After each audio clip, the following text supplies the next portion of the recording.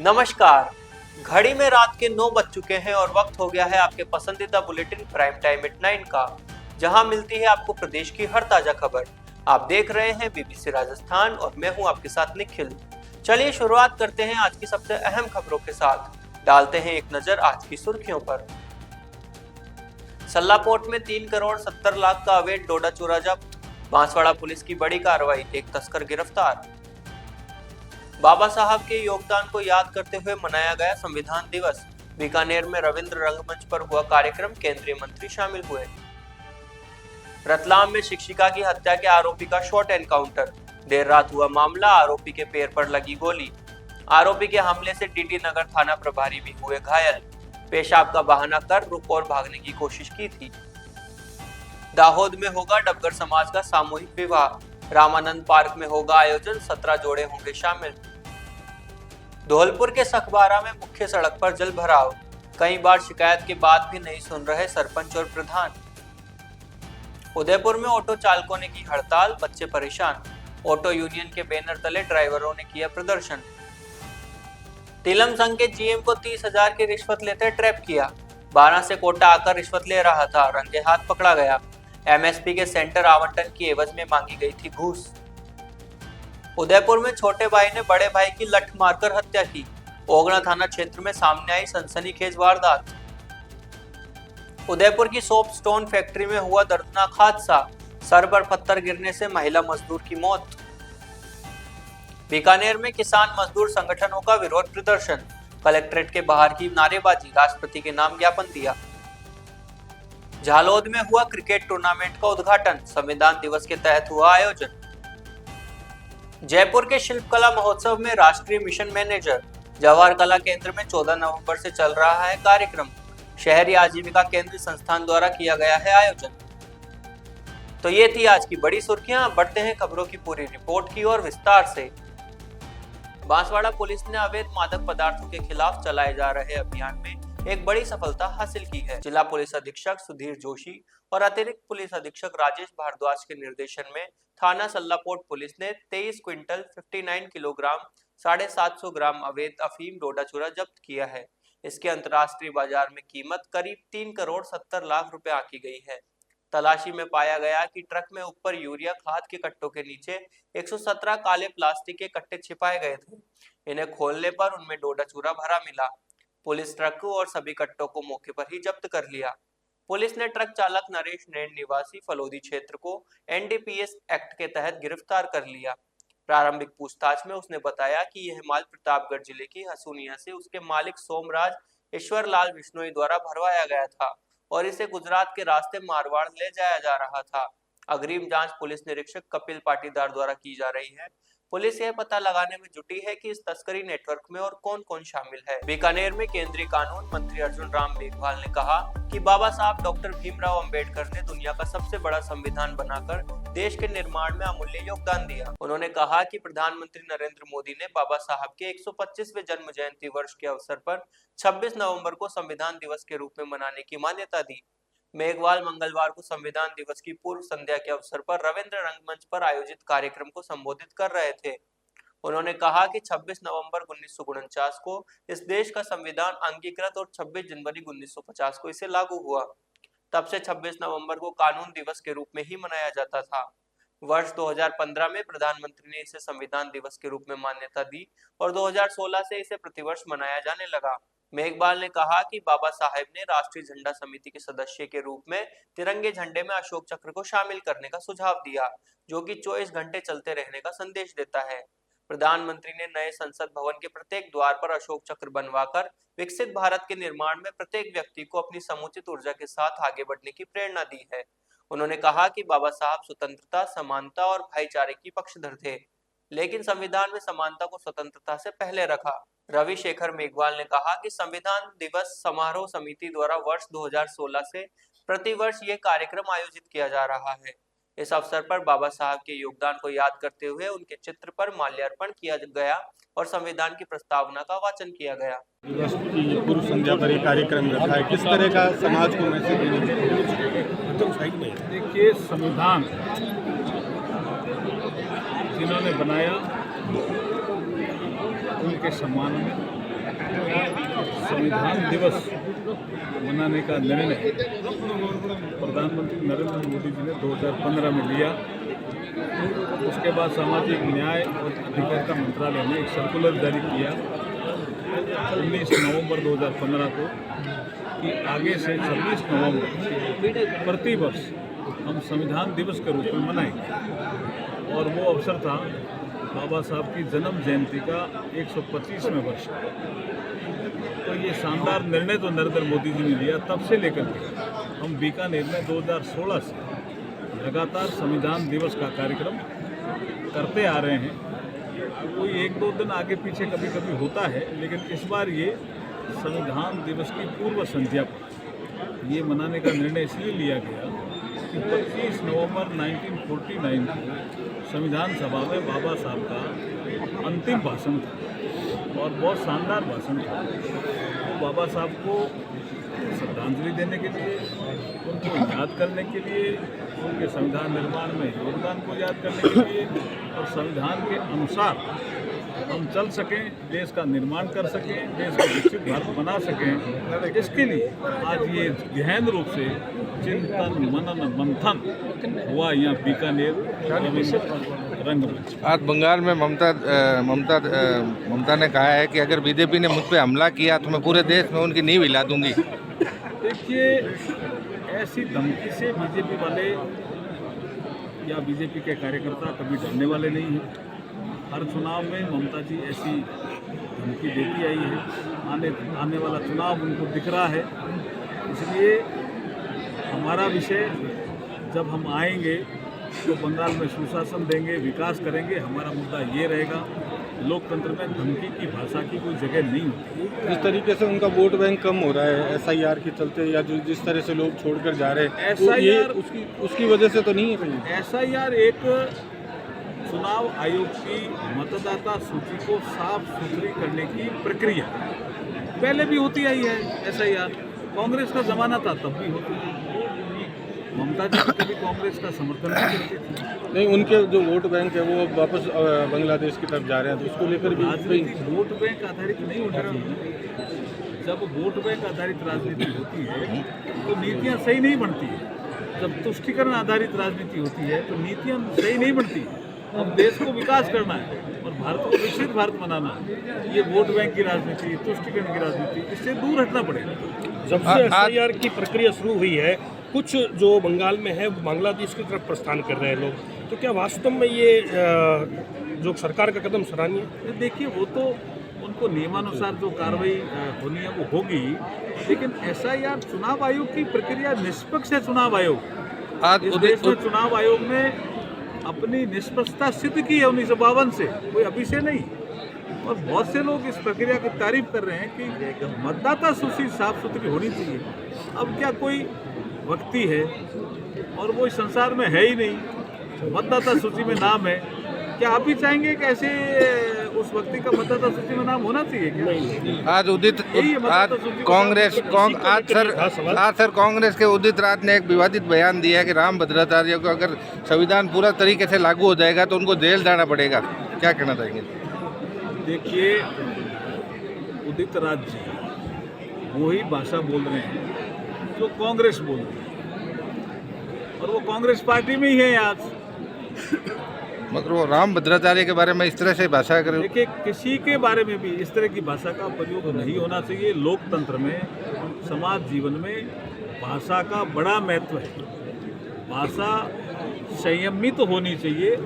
आप संयमित भाषा में भी अपनी बात कह सकते हो और लोकतंत्र यही हमें सिखाता है कि भाषा की मर्यादा होनी चाहिए। कांग्रेस तो कहती है कि आप लोग जो है वो संविधान को समाप्त करने में लगे हैं। देखिए, कांग्रेस का ये दुष्प्रचार था। हमने संविधान में जो संशोधन किए नरेंद्र मोदी जी के नेतृत्व में, यहाँ आज की बैठक में भी ये विषय आया। EWS को 10% रिजर्वेशन देना था तो संविधान में संशोधन किया। बैकवर्ड क्लास की संवैधानिक जो हमारा कमीशन था उसको संवैधानिक दर्जा देना था, इसलिए संविधान में संशोधन किया। GST लानी थी, इसलिए संविधान में संशोधन किया। और उन्होंने, कांग्रेस ने अपनी कुर्सी बचाने के लिए संविधान में संशोधन किया। ये फर्क है, ये फर्क जनता को समझना। आज अयोध्या के आज बढ़ते हुए कद को देखते हुए कांग्रेस ने कार्यक्रम किया गया, किस तरह का मैसेज समाज में देने का प्रयास? ये संविधान दिवस हम लोग परिचर्चा कर रहे थे, पिछले 10 साल से मना रहे हैं। इस बार का हमने 25 नवंबर को मनाने का निर्णय इसलिए लिया क्योंकि बाबा साहब का जो अंतिम वक्तव्य था, अंतिम भाषण 1 घंटा 34 मिनट वो बोले थे संविधान सभा में, वो दोपहर के बाद में बोले थे और उन्होंने जो वक्तव्य व्यक्त किए थे, जिस कड़ी में मैंने अपने भाषण में भी कहा था, उन्होंने कहा था कि इस देश को राजनीतिक एकता तो वोट के आधार पर मिल जाएगी, लेकिन इस देश को आर्थिक और सामाजिक एकता की बहुत ज्यादा जरूरत है। वो जब तक समानता की खाई बंद नहीं होगी, कम नहीं होगी, उस कड़ी में हम सबको प्रयास करना चाहिए। ये जो क्षेत्र में है आर्थिक और सामाजिक, एक क्षेत्र वो बहुत ऊपर चला गया, एक नीचे चला गया, एक गरीबों पर गया, उस समानता की कड़ी को कम करने का एक संदेश इस संविधान के माध्यम से हमने देने का प्रयास किया। रतलाम के औद्योगिक थाना क्षेत्र के अंतर्गत लक्ष्मणपुर मीराकुटी में सेवानिवृत्त शिक्षिका सरला धनेतवाल की हत्या के आरोपी का पुलिस ने देर रात शॉर्ट एनकाउंटर कर दिया। आरोपी को पकड़ने के दौरान पुलिस को गोली चलानी पड़ी जो उसके पैर में लगी। हत्या की जांच में मिले तथ्यों में आरोपी सागर पुत्र मुकेश मीणा निवासी नागदा उज्जैन का नाम आया। लोकेशन के आधार पर पुलिस ने उसे झाबुआ के समीप पकड़ा। रतलाम लाते समय रावटी और रानी सिंह के बीच जंगल में पेशाब करने के लिए रुकने के दौरान उसने डीडी नगर थाना प्रभारी अनुराग यादव के घुटने पर वार कर पिस्टल छीनने और भागने की कोशिश की। इस पर पुलिस ने गोली चलाई जो उसके बाएं पैर के टखने में लगी। शॉर्ट एनकाउंटर में थाना प्रभारी अनुराग यादव भी घायल हुए। आरोपी और थाना प्रभारी दोनों को रतलाम मेडिकल कॉलेज में भर्ती कराया गया।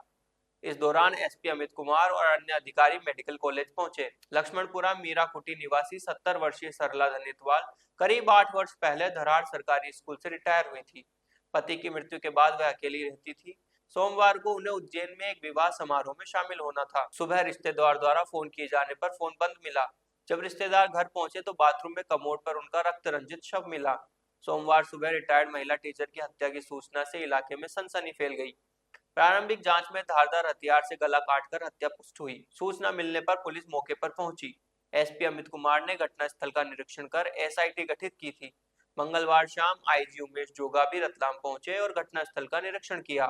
देर रात को इसके बाद शॉर्ट एनकाउंटर की खबर आई। सर शॉर्ट एनकाउंटर हुआ है, क्या घटनाक्रम हुआ था, किस तरह से, कौन है आरोपी?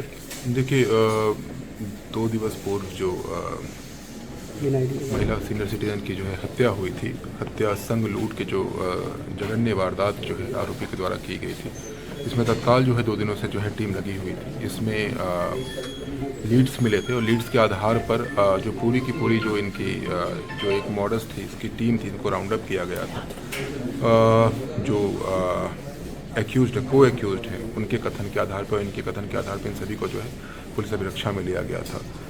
मुझे जो इन्वेस्टिगेटिंग ऑफिसर के द्वारा बताया गया है वो ये है कि इसके बाद पुलिस अभिरक्षा में लेने के बाद इन्होंने जो है भागने का प्रयास किया और पुलिस के ऊपर जो है हमला करने का प्रयास किया। उसी के सेल्फ डिफेंस में जो है पुलिस ने यह कार्रवाई की है। अभी जो है मेरे द्वारा जो है आकर के जो है स्थिति जो है का मुआयना किया गया आरोपी का भी, और साथ ही साथ जो थाना प्रभारी डीडी नगर है उनको भी काफ़ी चोट आई है, उसके भी जो मुआयना किया गया है। आगे मेरे द्वारा निर्देशित किया गया है विवेचक को और एसआईटी प्रभारी को और साथ ही साथ पूरी एसआईटी की टीम को कि जल्दी से जल्दी जो है इसमें अग्रिम कार्रवाई करें, विवेचना कर जो है उचित कार्रवाई करना सुनिश्चित करें। किस जगह घटनाक्रम हुआ सर? बिल्कुल, देखिए ये सभी जो है तत्काल अभी तो मैं हॉस्पिटल में आया हूँ और जैसा एसआईटी ब्रीफ करेगी मैं आपको बता पाऊँगा। इसमें तत्काल मैंने बताया कि विवेचना के जो भी बिंदु हैं उनको तत्काल लें, तत्वावधान में जो है सभी अग्रिम कार्रवाई करें। आरोपी एक ही था सर? अभी जो है हमने एक के अलावा और भी है, क्योंकि इसके साथ साथ जो है 2 और व्यक्ति हैं आरोपी, और तत्काल हम कल जो है इसका एक बृहद तौर पे खुलासा करेंगे। क्या नाम क्या है सर आरोपित का? कुछ सागर है। आपको जो है हम कल बृहद तौर पे जो है इसमें जो है प्रेस कॉन्फ्रेंस के माध्यम से खुलासा करेंगे। Thank you sir. गुजरात के सीमावर्ती दाहोद जिले में डबगर समाज चैरिटेबल ट्रस्ट द्वारा सामूहिक विवाह का आयोजन किया जा रहा है। इसको लेकर तैयारियां जोरों पर है। आयोजन 27 नवंबर को होगा। इसमें समाज के 17 जोड़े शामिल होंगे जो सामूहिक विवाह में भाग लेंगे। दाहोद के रामानंद पार्क में आयोजित होने वाले इस कार्यक्रम को लेकर तैयारियां शुरू हो गई है। डबगर समाज चैरिटेबल ट्रस्ट द्वारा यह 8वां सामूहिक विवाह समारोह है। इस कार्यक्रम में समाज के 5 से 7 हजार लोगों के भाग लेने की उम्मीद जताई जा रही है और इसी को लेकर तैयारियां जोरों पर चल रही है। समाज में सामूहिक विवाह को लेकर काफी उत्साह भी है और इसे लोगों का सहयोग भी मिल रहा है। ट्रस्ट द्वारा की जा रही इस पहल से जहां लोगों को वर्तमान के अत्यधिक विवाह खर्चे से मुक्ति मिल रही है, तो वहीं सामूहिक कार्यक्रम होने से सभी रिश्तेदार एक जगह एकत्रित हो पाएंगे। आज के समय में विवाह खर्च इतना बढ़ गया है कि लोगों पर आर्थिक बोझ बढ़ता जा रहा है। ऐसे में सामूहिक विवाह के ये आयोजन समाज को नई दिशा दे रहे हैं और लोगों का आर्थिक बोझ भी कम कर रहे हैं। आयोजन को लेकर रामानंद पार्क में भव्य सजावट भी की गई तथा 17 लग्न वेदियां बनाई गई, जहां दूल्हा 7 फेरे लेकर एक साथ जीवन बिताने का संकल्प लेंगे। धौलपुर जिले की पंचायत समिति सेपऊ की ग्राम पंचायत सखवारा में मुख्य सड़क पर जल भराव की समस्या गंभीर बनी हुई है। पुलिस चौकी के पास नाला नालियों का गंदा पानी सड़क पर भर जाने से राहगीरों को परेशानी का सामना करना पड़ रहा है। कई लोग गंदे पानी में गिरकर चोटिल भी हो चुके हैं। स्थानीय लोगों का आरोप है कि शासन प्रशासन को जल भराव की समस्या नहीं दिख रही है। अधिकारी अपने ऑफिस में बैठकर अपनी ड्यूटी पूरी कर रहे हैं, लेकिन आम जन की समस्याओं का निस्तारण नहीं हो पा रहा है। सेपऊ क्षेत्र के विकास की लचर व्यवस्था पर सवाल उठ रहे हैं। ग्रामीणों ने बताया कि उन्होंने इस संबंध में कई बार ग्राम प्रधान से शिकायत की है, लेकिन अब तक कोई ठोस कदम नहीं उठाया गया है। इससे क्षेत्र में रोष व्याप्त है। ग्राम प्रधान को जल भराव की समस्या का समाधान करने के लिए संबंधित विभाग को प्रस्ताव भेजना चाहिए। साथ ही अधिकारियों को भी समस्या का निस्तारण करने के लिए तत्काल कार्रवाई करनी चाहिए। उदयपुर में ऑटो वैन चालकों की हड़ताल ने बच्चों की पढ़ाई को प्रभावित किया है। प्रशासन के आदेश के खिलाफ ऑटो यूनियन हड़ताल पर उतर आई है, जिसमें ड्राइवरों ने धरना प्रदर्शन किया। ऑटो वैन चालकों का कहना है कि वे सरकार को रेवेन्यू दे रहे हैं और वैन में 12 और ऑटो में 8 बच्चों को बैठाकर ले जाते हैं, फिर भी प्रशासन ने उन्हें बाल वाहिनी के दायरे से बाहर कर दिया है, जिससे उनका रोजगार संकट में पड़ गया है। हड़ताल के चलते स्कूल पहुंचने वाले बच्चों और उनके अभिभावकों को बड़ी परेशानी का सामना करना पड़ा। सभी स्कूलों से अभिभावकों को मैसेज भेजा गया कि हड़ताल के तहत ऑटो सुविधा नहीं मिल पाएगी, जिससे अभिभावकों को खुद अपने बच्चों को स्कूल छोड़ने के लिए पहुंचना पड़ा। यूनियन के सदस्यों का कहना है कि जब तक प्रशासन उनकी मांगे नहीं मानता, हड़ताल जारी रहेगी। उन्होंने कहा कि वे दूसरे स्कूलों में पहुंचकर ऑटो वालों को अपने साथ ले रहे हैं और जब तक प्रशासन बैठक के लिए नहीं बुलाएगा और आदेश वापस नहीं लेगा, तब तक हड़ताल जारी रहेगी। आपका नाम? मेरा नाम रमेश रोहिड़ा है। मेरे पास इको है।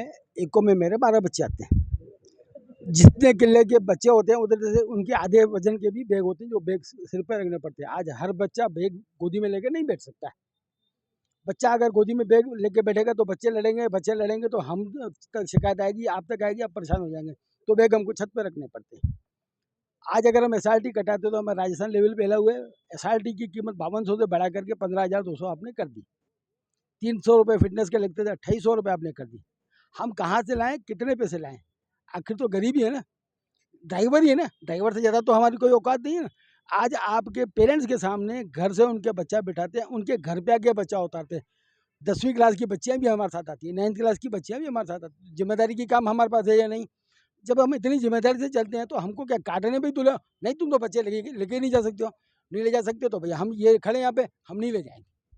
आगे जैसा सब जने मिल करके करेंगे वैसा होगा। प्रशासन हमें साथ देगा तो हम भी साथ देंगे, नहीं तो ठीक है, आप अपने हम हमारे। धन्यवाद। हड़ताल का जी। आगे क्या रहने वाला है? देखिए, जब तक कोई सकारात्मक निर्णय नहीं आता है हमारे प्रति, हम भी नहीं चाह रहे कि पेरेंट्स परेशान हो, क्योंकि आज जो हालत देखे थे दिन में इससे भी थोड़ी भयावह हालत होएगी, जाम वगैरह लगेगा। पेरेंट्स यूँ सोच रहे होंगे कि आप डायरेक्ट हड़ताल पे निकल गए, मगर हमने ऐसा कुछ भी नहीं है। 1 हफ्ते से हमने हमारा पूरा प्रयास करा, हम संबंधित सभी डिपार्टमेंट से मुलाकात करी, हमने हमारी मांगे रखी कि साहब आप जो आपके द्वारा नियम बनाया गया था कि आप बच्चा डेढ़ा बैठा सकते हैं, तो उस चीज़ पे भी उन्होंने बिल्कुल मना कर दिया और उन्होंने बोला आप तो बच्चे में गाड़ी चला ही नहीं सकते। बात वहाँ के अटकी कि जब इतने साल से ये हम बच्चों को लाने ले जाने का काम कर रहे हैं, आपने एकदम बोल दिया कि बच्चे आप कैरी कर ही नहीं सकते। बाल वाहिनी का एक परमिट स्कूल्स को मिलता है, आप लोगों को नहीं मिलता है, तो आपकी गाड़ियाँ तो जब्त होगी और चालान यूँ ही कटेंगे। 2 दिन आपको VIP मूवमेंट था, इसलिए आपको छूट मिल गई, आगे से वापस वही कार्रवाई होगी। तब जाके हमने ये कदम उठाया। इसमें भी हमने पूरा 1 हफ्ते तक संबंधित सारे डिपार्टमेंट मिला हूँ, एडिशनल SP साहब से मिले हैं, यातायात वालों से मिले हैं, RTO में मिले हैं, मगर कहीं से सकारात्मक जवाब नहीं आया, तब जाके हमने ये अप्रोच। कितने स्कूलों में ऐसी बसें हैं खुद की निजी बसें जो बच्चों को ले जा सकती है? निजी क्या वो स्कूल वाले उनकी बसों में ले जा सकता है क्या? नहीं सर, सबसे ये पॉसिबल ही नहीं है सर। आज बसें कहाँ गलियों में कहाँ डालेंगे सर? उदयपुर में इतना कोई इतने रोडें नहीं है कि सब गलियों में बसें जा सके, है ना। बसों के भी चालान कटे। मैं क्या, सरकार की नीति पे वो ऑब्जेक्शन नहीं है, मगर सरकार ने जो हमको छूट दी थी कि आप बच्चा डेढ़ा बैठा सकते हैं, वो तो उस चीज़ में भी एग्री नहीं है। वो तो बोल रहे हैं नहीं आप तो बच्चे ही नहीं ले जा सकते। सर नहीं ले जा सकते तो बंद कर दी, ये उनके नॉर्म से। ऑटो में 3 बच्चे सर, आज कोई पेरेंट्स 5-5 हज़ार रुपये दे सकता है क्या? और हम ऐसा आरटीओ को हम एडवांस में राजस्व देते हैं, एडवांस में हम वो चालान नहीं कटाते, एडवांस में हम एसआरटी के नाम से स्पेशल रोड टैक्स कटवाते हैं जो कि करोड़ों में जाता है राजस्थान में। उदयपुर में मेरे हिसाब से आप 5,000 इंटू 1500 करें तो मेरे हिसाब से गणित आपके सामने, तो इतना देने के बाद में भी हमको वही दुख देखने हैं। तो आगे किसी से वार्ता होनी? सर अब तो ये संबंधित डिपार्टमेंट बुलाया कर, ठीक है, हमने तो हमारी ट्राई करके पूरा देख लिया। हम यूं नहीं कि किसी डिपार्टमेंट के गेट पे नहीं गए, हम सबको खटखटा के देख लिया, मगर हमको जवाब पूरा रहा जी। जब तक हमारे फैसला 12 एसीबी की टीम ने कोटा में तिलम संघ के महाप्रबंधक रमेश चंद्र बैरागी को 30,000 रुपए की रिश्वत लेते रंगे हाथों पकड़ा है। आरोपी एमएसपी के सेंटर रिन्यूअल की एवज में रिश्वत की डिमांड कर रहा था। परिवादी ने पलायथा में एमएसपी सेंटर के लिए आवेदन कर रखा था। सेंटर के रिन्यूअल की एवज में तिलम संघ का महाप्रबंधक रिश्वत की डिमांड कर रहा था। परिवादी की शिकायत पर एसीबी ने सत्यापन करवाया, रिश्वत मांगने की पुष्टि हुई, जिसके बाद आज ट्रैप की कार्रवाई की गई।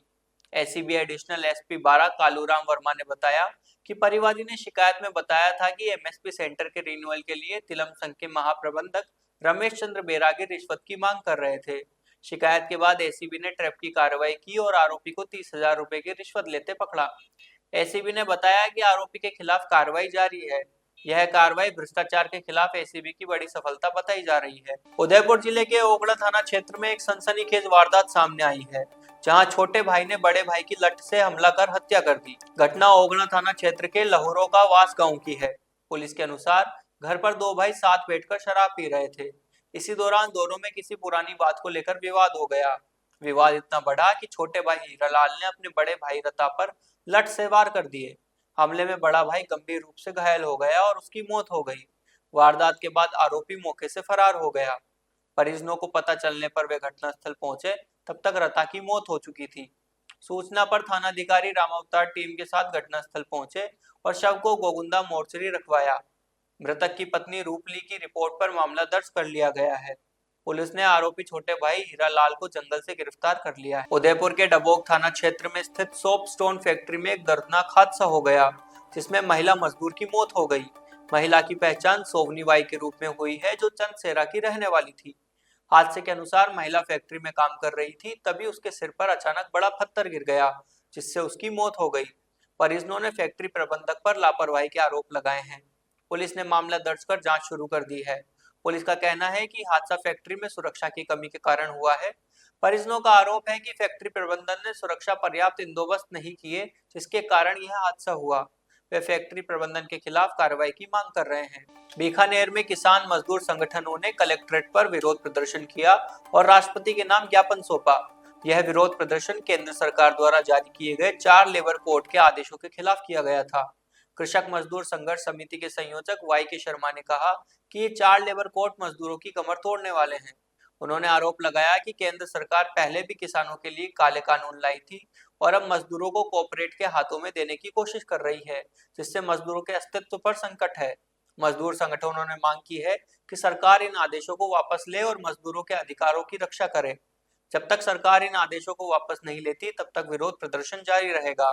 विरोध प्रदर्शन में एटक, सीटू, इंटक, बैंक, बीमा, अखिल भारतीय किसान सभा, BSNL, roadways retired association, Rajasthan किसान सभा, एसकेएम, खेत व मजदूर यूनियन, आरएमएसआरयू संगठनों से जुड़े प्रतिनिधि और कार्यकर्ता मौजूद रहे। किस प्रकार का प्रदर्शन है? कौन सा संगठन है यहाँ से? 30 नवंबर 1925 को केंद्र सरकार ने मजदूरों के विरोध में एक 4 लेबर कोड पारित किया है, जिसके अनुसार जो 29 श्रम कानून पहले हुआ करते थे उनको कंसोलिडेट करके 4 लेबर कोड बनाए गए हैं, जो सारे के सारे कॉरपोरेट हाउसेज के मालिकों के हक में हैं और मजदूर और कर्मचारियों के खिलाफ हैं। सरकार पहले से ही किसान विरोधी नीतियां तो लागू करती ही रही है और अब मजदूरों पर, उसके अस्तित्व पर एक हमला किया है। इस लेबर कोड के अनुसार हड़ताल करने से पहले 60 दिन का नोटिस देना पड़ेगा। 2 महीने का नोटिस देना किसी भी वित्तीय मामले में संभव हो सकता है। एक कारखाने में जब किसी का हाथ कट जाता है, मजदूर हाथों हाथ मुआवजे के लिए हड़ताल पर जाता है, ऐसे समय में 60 दिन के नोटिस का कोई औचित्य नहीं होता है। इसके साथ साथ मालिकों को छूट दी गई है। 300 श्रमिकों तक के कार्यालय में कभी भी मालिक मजदूरों की छटनी कर सकता है। ऐसे सारे के सारे प्रतिगामी कानून जो कि मजदूरों के खिलाफ हैं, कर्मचारियों के खिलाफ है, हड़ताल पर रोक लगाने का प्रयास किया गया है। मजदूर संगठित नहीं हो सके, यूनियनों के रजिस्ट्रेशन में रोड़े अटकाए जा सके, इस तरह के प्रयास किए जा रहे हैं। हिंदुस्तान की 10 ट्रेड यूनियनों ने ये फैसला लिया है कि आज 26 तारीख को वो सारे देश में विरोध प्रदर्शन करेंगे और इन लेबर कोड का विरोध जब तक ये कोड वापस नहीं ले जाएंगे करते रहेंगे। मैं वाई के शर्मा, संयोजक संयुक्त किसान मजदूर समिति बीकानेर।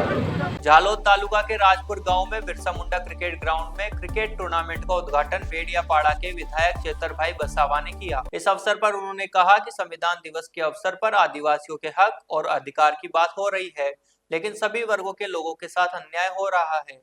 उन्होंने युवाओं से खेल, राजनीति और सरकारी नौकरियों में आगे जाने का आह्वान किया। इस अवसर पर झालोद आम आदमी पार्टी के उम्मीदवार अनिल भाई गरासिया, संगठन मंत्री नरेश भाई बारिया, जिला अध्यक्ष राकेश भाई बारिया, महामंत्री अलकेश भाई किशोरी, महिला अध्यक्ष श्रुतिबेन डामोर सहित कई नेता उपस्थित थे। इस अवसर पर कई लोगों ने आप पार्टी की सदस्यता ली। इनमें वाघेला तालुका के प्रभारी इनेश भाई डामोर, किसान सेल के अध्यक्ष कलसिंह भाई भाभोरा, मुंडा हेड़ा के प्रभारी बहादुर भाई भाभोर, धावड़िया सीट के प्रभारी कल्पेश भाई भाभोर सहित कई लोग शामिल। जवाहर कला केंद्र जयपुर में आयोजित शिल्प कला महोत्सव में राष्ट्रीय शहरी आजीविका मिशन की नेशनल मिशन मैनेजर मेघना जी ने शिरकत की। उन्होंने महोत्सव का विस्तृत अवलोकन किया और महिला उद्यमियों द्वारा प्रदर्शित उत्पादों की सराहना की। मेघना ने कहा कि ऐसे महोत्सव न केवल महिलाओं की प्रतिभा को मंच प्रदान करते हैं, बल्कि उन्हें आर्थिक रूप से सशक्त और आत्मनिर्भर बनाने में महत्वपूर्ण भूमिका निभाते हैं। उन्होंने एसएचजी महिलाओं में बढ़ती उद्यमिता को समाज में सकारात्मक परिवर्तन का संकेत बताया। शहरी आजीविका के सचिव संजीव वर्मा और एसएचजी कोऑर्डिनेटर रजनी मीरवाल ने मेघना जी का स्वागत किया और उन्हें बुके भेंट कर सम्मानित किया। उन्होंने महोत्सव की जानकारी देते हुए बताया कि यह प्रतिदिन सुबह 11 से रात 9 बजे तक आयोजित हो रहा है और प्रवेश पूर्णतः निःशुल्क है। महोत्सव में देश भर के आर्टिजन और बुनकरों की सहभागिता से जयपुर वासियों को एक स्थान पर विविध राज्यों की कला, परिधान, ज्वेलरी, पारंपरिक वस्तुएं और घरेलू सामान देखने और खरीदने का अनूठा अवसर प्राप्त हो रहा है। और मैं दिल्ली से आई हूँ, मैं एनुअल मिशन से जुड़ी हुई हूँ। मुझे बहुत अच्छा लगा यहाँ पे आके कि यहाँ पे हमारे कार्यकर्ता सारे मिलकर इतने सारे लोगों को एसएचजीज को बढ़ावा दे रहे हैं और इन दौरान 150 एसएचजीज को यहाँ पे समय मिलता है और यहाँ पे रोजगार उनकी चलती है, उनका घर चलता है, उसके परिवार में चलता है उस वजह से, और इससे बड़ी खुशी की बात और कुछ नहीं है। और मैं चाह रही हूँ कि एनुअल के सारे सदस्य ऐसे ही कमाएं और प्रॉफिट करें और अपना रोजगार बढ़ाएं। तो ये थी आज की बड़ी खबरें। राज्य की हर छोटी बड़ी हलचल को जानने के लिए जुड़िए हमारे साथ हर रात 9 बजे BBC Rajasthan prime time at 9 पर। अगर आप भी अपने क्षेत्र, संस्था, समाज या संगठन की खबरें हमारे साथ साझा करना चाहते हैं तो हमसे संपर्क करें 9414102499 पर और राजस्थान की हर ताजा जानकारी के लिए फॉलो करें और सब्सक्राइब करें हमारे इंस्टाग्राम व यूट्यूब चैनल बीबीसी राजस्थान को।